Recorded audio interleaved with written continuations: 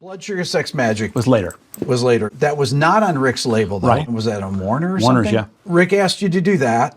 You guys did it in a house. Yeah. What is the setup for that? You know, we looked for houses before that. I remember Rick was pretty adamant he wanted to record in the house. He knew what he wanted to do. Wasn't quite sure. There's videos of this stuff. Yeah. Yeah. But before we got that house, we looked at a couple other houses, and he knew what he wanted to do. Okay. But he didn't quite know how to do it. Neither did I. But he was like, Rick was a guy that he would empower you to kind of get your thing done. He was good at that. He was like, just handle it.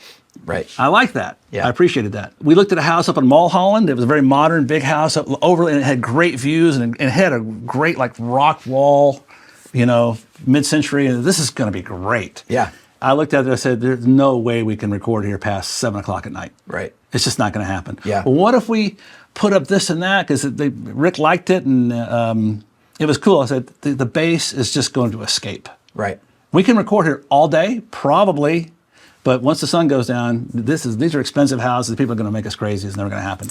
So looked at a couple of places and we found the place on Laurel Canyon, the house that they ended up in. I think Rick ended up buying that house later. It didn't have a kitchen. And it was, in transition from being redone. Okay. I think it had been in disrepair. It was in transition, and it was brought back up to where it was workable. Yeah. It wasn't great, but it was workable. But no kitchen, so they brought a kitchen in to use that stuff. But there's like a big living room in the front. So there's a living room, big living room. There's some little doors, and there's a library, a wood library, probably half the size of this room. Okay. So we just walked through there, and we went, okay, this is the control room, the library. This is the main room. And we just walked everywhere, and I don't know that we even looked for anything other than this is a place we can make noise and no one's going to bother us. Okay. And I honestly didn't care about the room. I don't care. It's just, we'll figure it out. You make it happen. Turns out there was like this basement. It was more like catacombs, but there was I don't know, went down in the basement, but we could put the amps, because they used their touring rigs pretty much.